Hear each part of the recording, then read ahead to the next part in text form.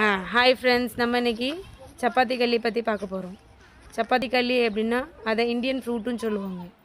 அதை பற்றி நம்ம பார்க்க போகிறோம். அந்த பழத்தை பறித்து அதை எப்படி வெட்டணும், அதை எப்படி சாப்பிடணும், அதில் என்ன முள் இருக்குது, நிறைய பேர் பயப்படுதாங்க.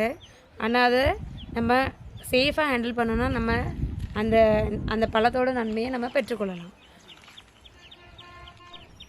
ஸோ வாங்க, வெயிட் பண்ணாமல் நம்ம வீடியோக்குள்ளே போவோம்.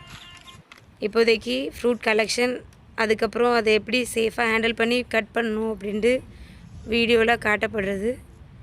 ஸோ நம்ம தலையை வெட்டுறோம்ல, அதில் தான் அதோட ஆணி முள் இருக்கும், ஸ்டார் முள்ளுன்னு எல்லோரும் சொல்லுவாங்க. ஸோ அந்த முள்ளை எடுத்துட்டோம் அப்படின்னா உள்ள விதை தான் இருக்கும்.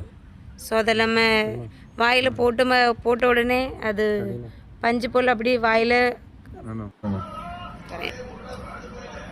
ஸோ அகெயின் நம்ம கட்டிங் பண்ணுறது பார்க்குறோம். ஸோ மேலே உள்ள முள்ளில் நான் ஃபஸ்ட்டே செதுக்கி எடுத்துட்டேன். செதுக்க முடியலன்னா வெட்டியும் எடுத்துக்கலாம். ஸோ இதுதான் உள்ளே இருக்கிற ஃப்ரூட்டு. இது லிப்ஸ்டிக் பழமும் சொல்கிறாங்க, சப்பாத்தி கல்லி சொல்கிறாங்க, கள்ளி பழம் சொல்கிறாங்க. இது குழந்தை இல்லாத தன்மைக்கும் நல்லது சொல்கிறாங்க. ஹார்ட் ப்ராப்ளம்க்கு, வெயிட் லாஸ்க்கு, எல்லாத்துக்குமே ரொம்ப நல்லது ஃப்ரெண்ட்ஸ். நம்ம ட்ராகன் ஃப்ரூட்டில் இருக்கிற சத்து நம்மளுக்கு இதில் கிடைக்கும். ஸோ இது ஹெல்த்துக்கு ரொம்ப நல்லது. இதுதான் உள்ள ஃப்ரூட்.